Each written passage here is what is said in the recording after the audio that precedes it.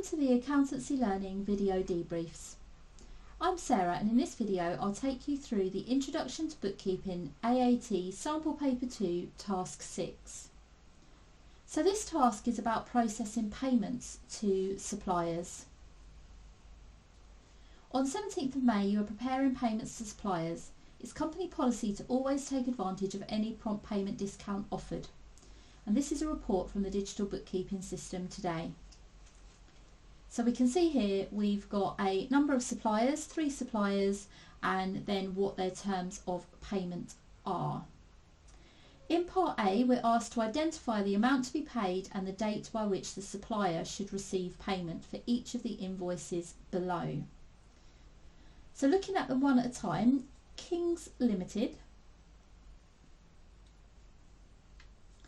So they offer a 5% discount for payment received within 10 days. So we take the discount, that's our company policy. So our invoice amount is £5,401.20. 5% discount means we're going to pay 95% of that invoice.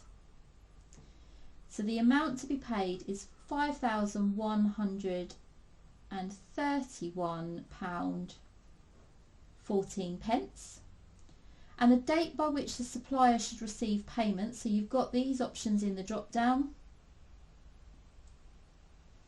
So the invoice date was the 10th of May, it's within 10 days, so 10 days time would be the 20th of May, so within 10 days means it'll be the 19th of May.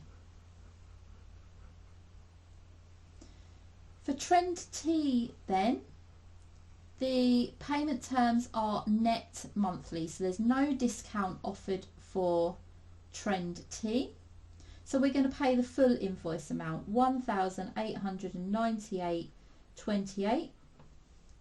And net monthly means it's the net amount but at the end of the month. So even though the invoice date is the 13th of May, it needs to be received by the 30th of June. Net monthly is the end of the following month. Then Wells and Co. So we're given a 4% discount for Wells and Co within 7 days. So for this one, we've got our invoice amount of £18,334.50, and we're going to pay 96% of that invoice because we're taking advantage of the 4% discount, which gives us £17,601.12. And now this time it's within 7 days.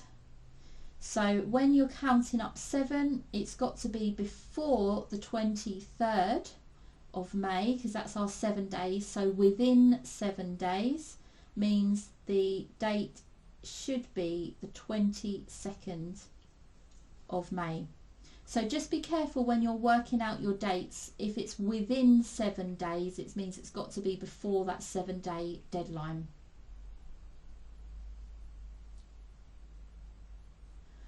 On the 31st of May, the statement of account below was received from a supplier and compared with the supplier report from the digital bookkeeping system. And here you can see that we've got the statement account on the left and our supplier report on the right. Part B asks us to identify which 3 transactions shown in the supplier's statement of account have already been paid.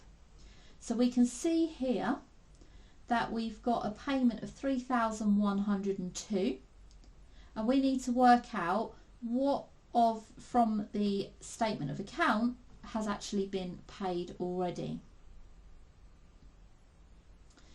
So this is a case of trying to match up the payments.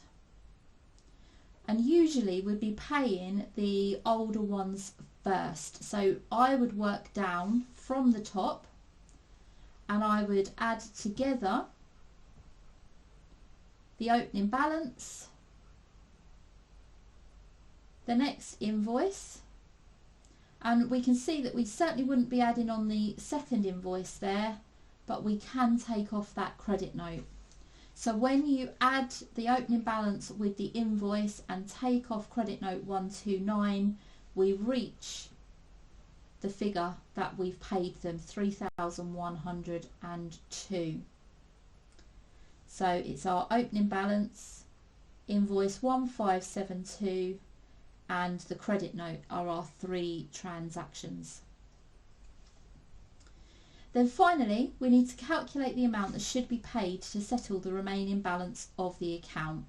So to do that, we need to look at the statement of account and add up what's left. So we're going to add 3,011, 3,331, 4,886, 8,042. So we're going to add all of those ones in green together to give us the amount that needs to be paid to settle the account of 19,270, which is the end of task 6.